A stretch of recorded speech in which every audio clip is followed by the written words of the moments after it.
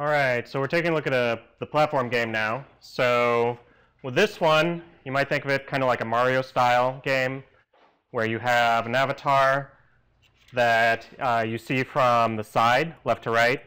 You do jumping, and there's gravity that pulls you down. Gravity causes all sorts of interesting problems. We'll get to that later on.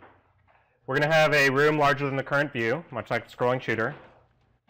You must have at least 3 different kinds of enemies that behave differently. In this one, you can change their behavior in a lot of different ways. They could just move back and forth. They could chase you. They could sit there and fire projectiles. You can be a lot more creative in what they do in this one. You have to have at least 2 rooms in this game. So once you reach the end of the first level, you should somehow go to a second level. One thing to keep in mind, if you make your rooms too large, it causes problems in memory. So if you get above about 5,000 or 6,000, watch out, because it might actually cause, you'll see this streaking across the screen. And that just has to do with the computers run out of video memory.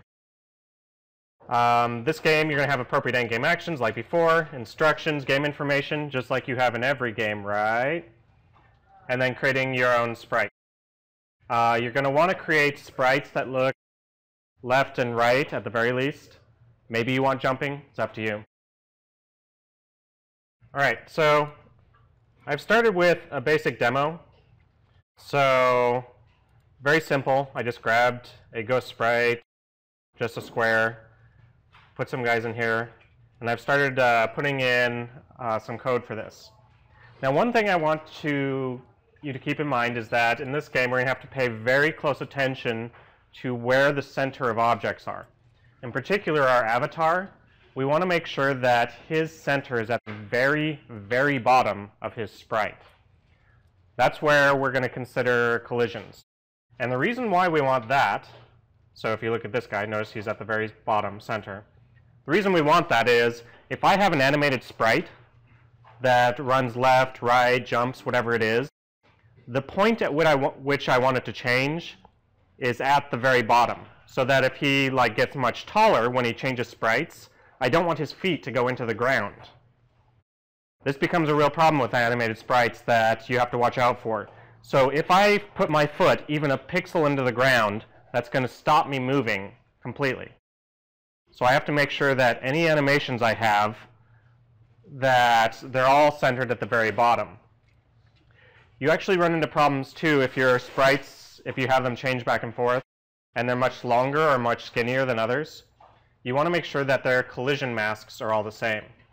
So that's what this modify mask is. This actually says what parts of the object are collidable. You want to make sure that every single one of your sprites, whatever they are, for your person you're controlling, they all have the same left, right, top, and bottom compared to where their center is. And you can manually change this. So if I decide that I wanted this guy to be a lot skinnier, I could set this left side to be 10 and this right side to be 21, for example. Now it's only considering this little square in the middle to be where you're colliding. You may end up having to take your larger sprites and pare down the size of the area they collide with. I'm not going to do that for now, but other things you can do, by the way, you can also set it to be a circle or a diamond, or you can set precisely the image that you can see. I'm just going to use a rectangle for mine and just use the full sprite for this demo, but that's something to watch out for when you start making your own sprites.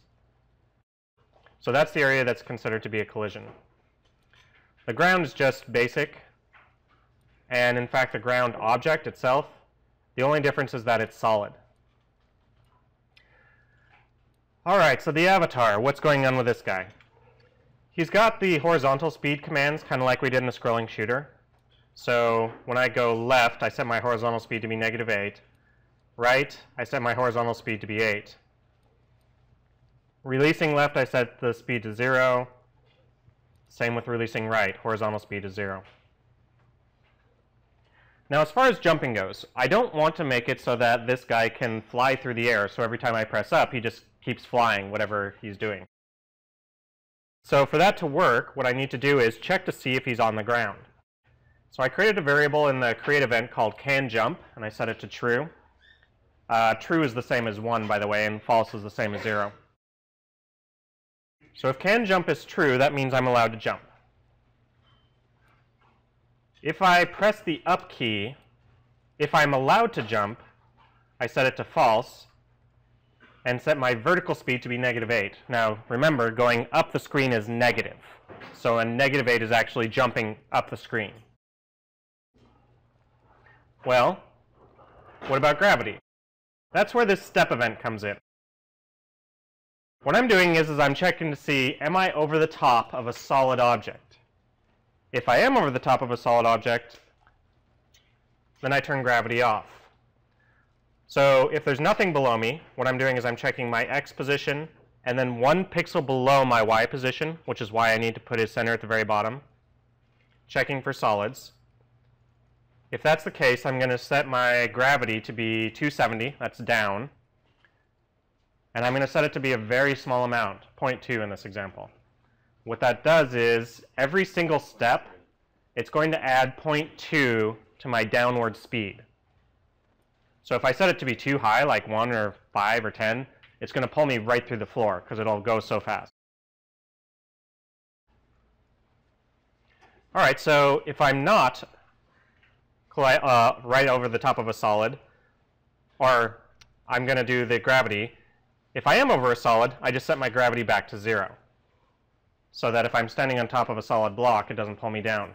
I have to do this because otherwise, if I leave gravity on, when I try and go left or right, it'll pull me down into the square, and it'll stop me.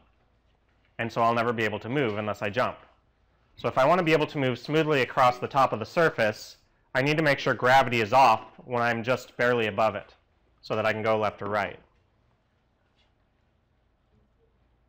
All right, so now if I hit the ground, I need to make it so that I'm allowed to jump again. I want to make sure that I move in whatever direction I'm going, so I actually hit the ground. And then I make it so that my vertical speed is 0.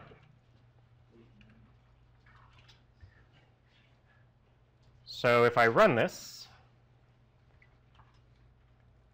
so now I've got the ability to jump.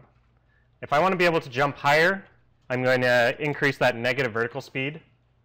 If I want gravity to be stronger, I would increase that, but I'd also have to increase my jump correspondingly. Now, this particular thing has issues. You notice that if I'm on top of a block, I can jump later on. Also, when I try and go into the wall, that also stops me. So eventually we're going to have to start picking apart how that works. It ends up that you actually have to check every single direction when you have a collision event to see where the solids are and change what happens to your avatar based on that. So our step event is going to get really exciting really quickly as we have to deal with every different direction. Because when you're colliding with a solid object, you actually have different things you want to happen depending on which direction you hit it. If I hit from the top, I want to stop my vertical speed and make it so I can jump again. If I hit from the side, I want to change my horizontal speed, but not reset my jumping or my vertical speed. If I have like a floating platform in the air and I hit it from below, I want it to stop my vertical speed, but it probably shouldn't reset my jump. So I actually need to figure out which direction I hit it from and change what happens correspondingly. One way to deal with that is actually to make 4 different objects, one for each side of whatever your platform is, so one from below, top, left, and right. That causes different issues. So eventually I'm going to show you how to do it where when you collide from a single object, you change what happens based on checking your position compared to that. So that's the beginnings of the platform game. The other thing I might want to do is when my avatar, if I have a running left or running right sprite, when I actually press the left key, I'm going to change my sprite to the left moving sprite. So that's this under main one, this Pac-Man change sprite. I'd actually change him there. and then when I press right, I would change to the right moving sprite. If I have jumping sprites, I actually need to keep track of whether I'm going left or right, because up is not able to distinguish that. So I would actually probably need another variable in here, which keeps track of which direction is left and right. And then if I'm going left, I change that variable here. If I'm going right, I change that variable here. When I press up, I check to see which direction I'm going and change my sprite accordingly. All right, so that's the beginnings of this. We'll take a look at more detailed stuff later on.